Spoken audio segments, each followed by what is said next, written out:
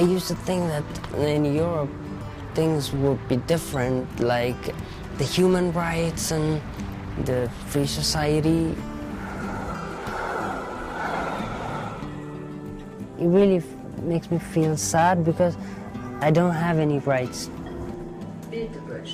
I've lost so much time these 4 years, but I can't go back home.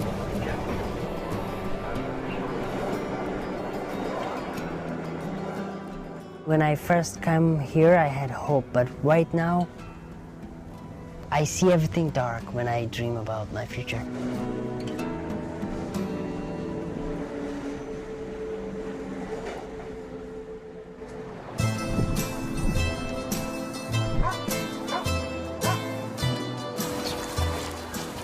We first met Akhtar Azimi in Greece in 2009. Then, aged only 18, he had fled the violence of his native Afghanistan just months before. He was hopeful he would start a new life in Europe. But things did not turn out quite as he expected. I used to say, oh, when I will get in Europe, what a beautiful life is it gonna be. Oh, salam.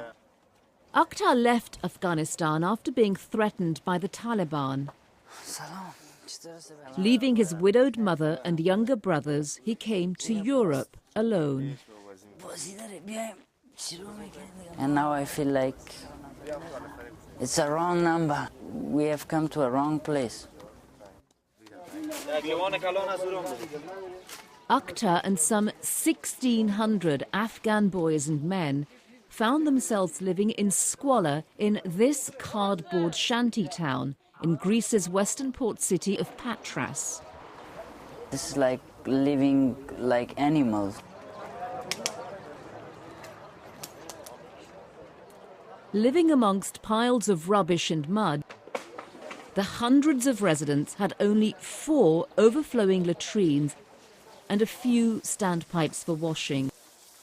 Akhtar never imagined he would live like this in Europe. We can't wash our clothes properly. We can't wash ourselves. It's like living 5 people in one tent. It's smelling, everything is dirty. And I feel like nobody considers me a human being here in Greece.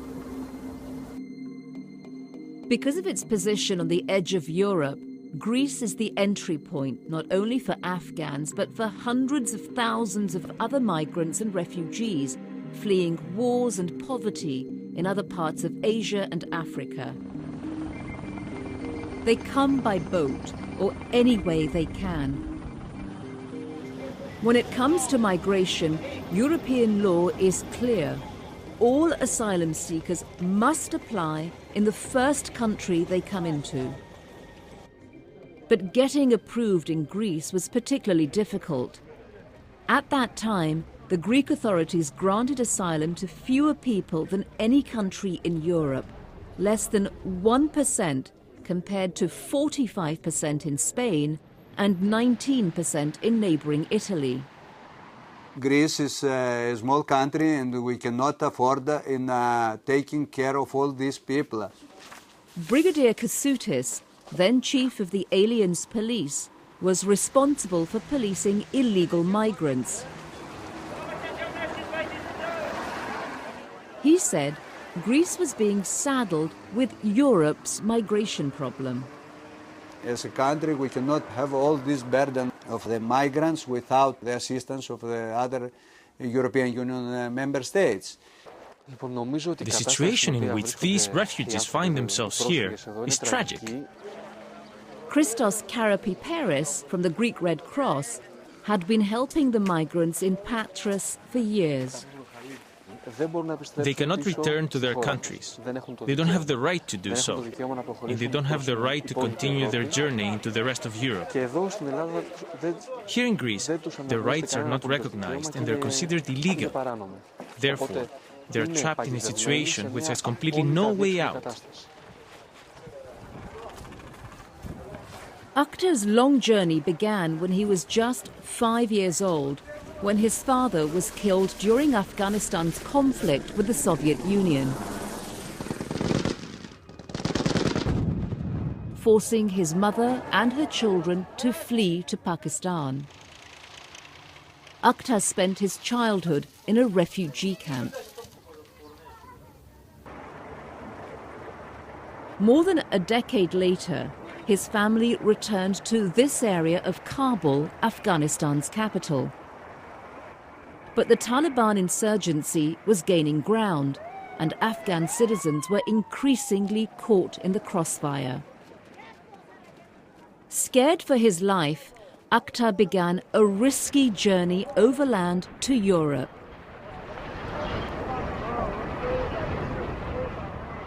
Spanning 4,000 kilometers and using his entire family savings, he traveled first across Iran and then Turkey. We crossed the border, even there was some firing on us. They used to say, "You have to run because the police is chasing us." I was too much scared. I used to say, "Why did I come?" The final leg of the journey was the short sea crossing from western Turkey to the Greek island of Lesbos.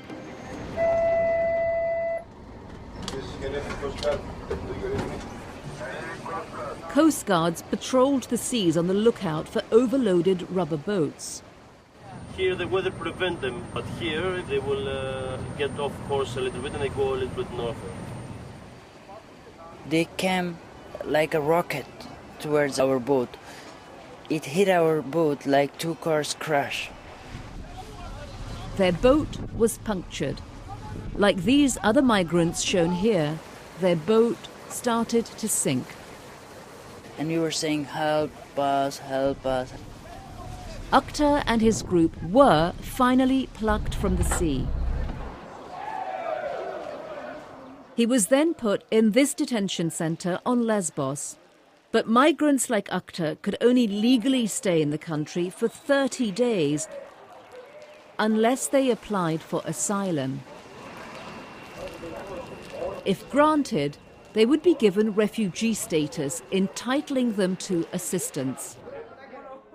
But to get asylum, they had to prove persecution in their own countries.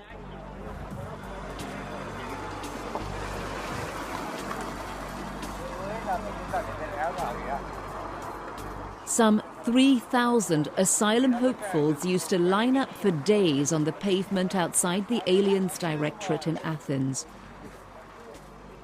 The doors opened just once a week, and only a small number of those waiting were ever admitted.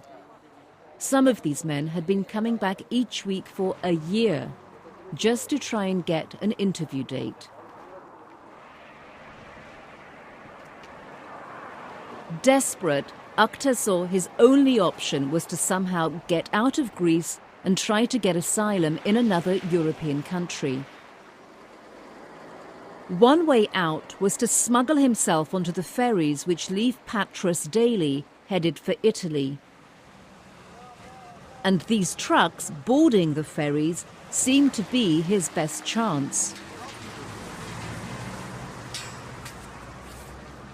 We wait for the driver to go somewhere. And we try underneath the truck, in between the wheels. That's more dangerous. This is the one tire and this is the other tire. We keep sleeping underneath it.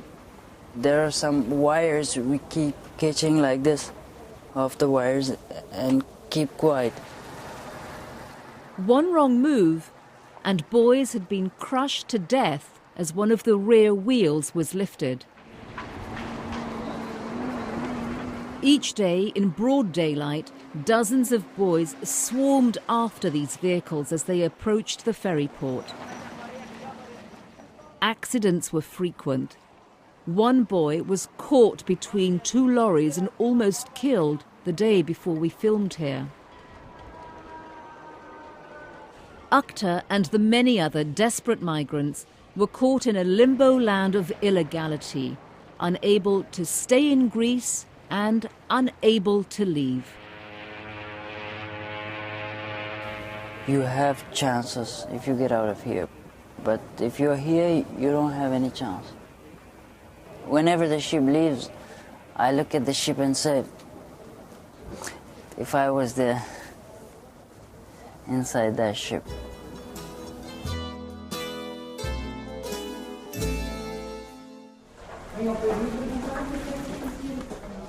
Akhtar did eventually make it out, but not on one of those ships.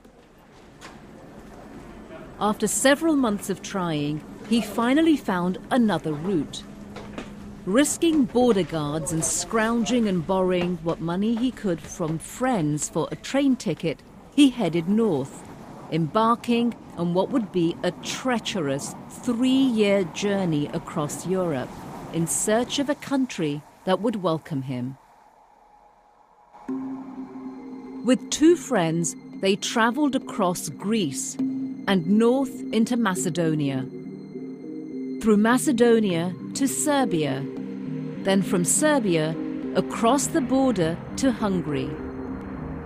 Then we went to the authorities and claimed for asylum.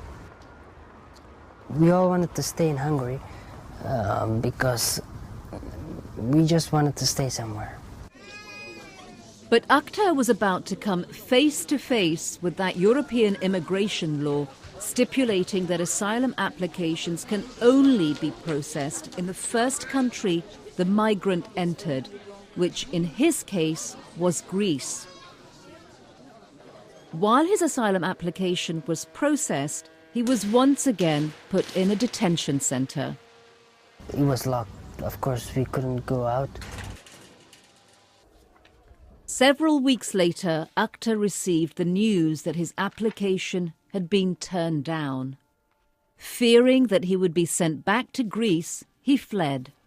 Once we were sent to a medical check outside and we didn't come back. We just went to Budapest and took a train to Austria. We decided to apply for asylum in Vienna. A glimmer of hope. They'd heard that Austria didn't send asylum seekers back to Greece due to the escalating economic crisis there and the growing unrest on the streets.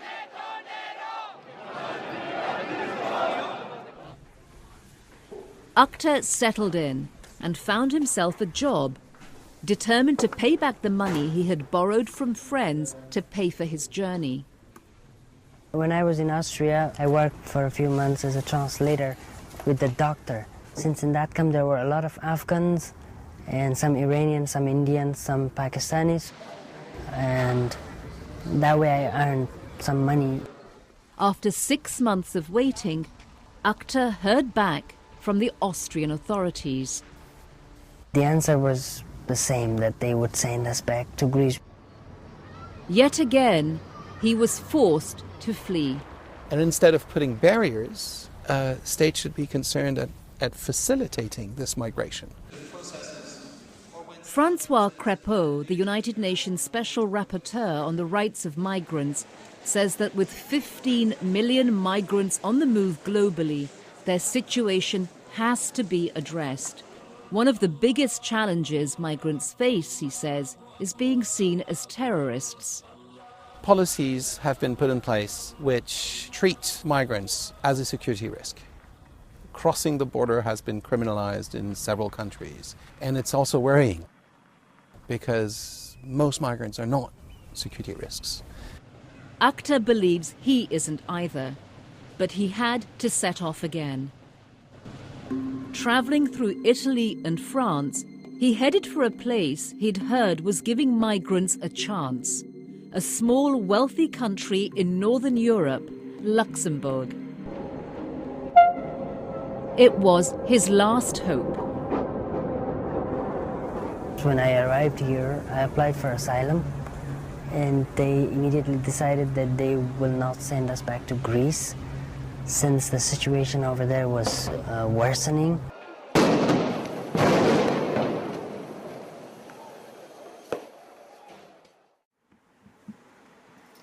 Hopeful that he may have finally found a place to call home, Akhtar relaxed in the family environment of this shelter for migrants. he began to see a chance of making his future in Luxembourg. I'm a person who believes in hard work and in really doing something. I can offer a lot to this country. He set about mastering the language of Luxembourg and began French classes offered to immigrants. Parce que c'est féminin et c'est... Moi, je fais la troisième. J'ai rangé ma maison. Oui. Je l'ai rangée. Voilà, vous pouvez ranger les feuilles et puis je vous souhaite une bonne soirée. Je vous vois demain. This is someone who's very determined, who learns a lot, and who wants to do many things. He deserves a chance. Qureshi Faisal is an immigration lawyer provided by the authorities to help Akhtar in his struggle. He had to prove that Akhtar's life is in danger in Afghanistan. And Faisal was hopeful after uncovering new evidence of the risks Akhtar faced back home, including his having witnessed his father's murder by Islamic extremists. His father was assassinated by the Taliban. Because he saw these people who did it, I don't think it would be humane to make him return to this hostile environment where his own life is still at risk.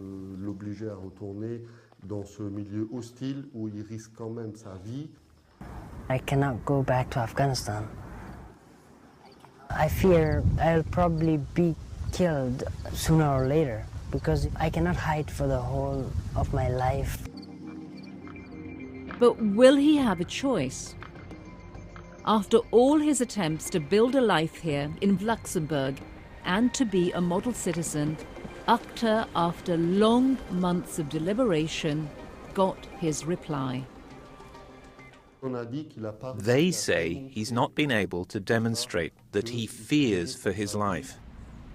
Akhtar was turned down. Devastated, he and his lawyer appealed twice. To their shock, both appeals were also rejected. He always says, I've done nothing. I want to work, I want to study, I want to do everything I can to integrate. And he just doesn't understand why they don't give him political asylum.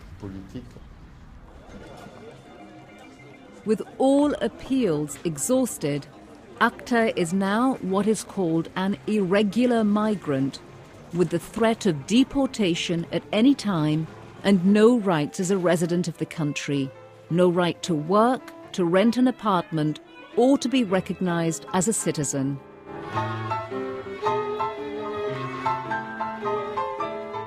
I don't have any status here. Like, I'm not living here illegally, but I don't have any permission to stay here, any authorization or any ID card. The situation has to be addressed. At least they should be given the possibility to work and to organize their lives during the time they are allowed to stay in the country. Luxembourg's Minister for Immigration, Nicolas Schmidt, says that the limbo many migrants find themselves in is troubling. You can't leave these people in a grey zone where they don't enjoy the rights they would have if granted asylum. They won't be deported, but they have no rights at all. This is an untenable situation for a person.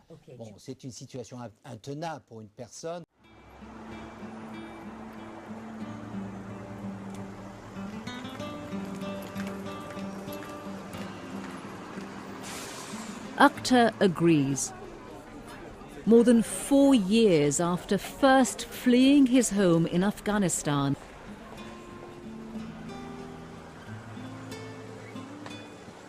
after travelling over 6,000 kilometres and being locked up in 3 different countries, he's losing hope of ever finding a place that will accept him.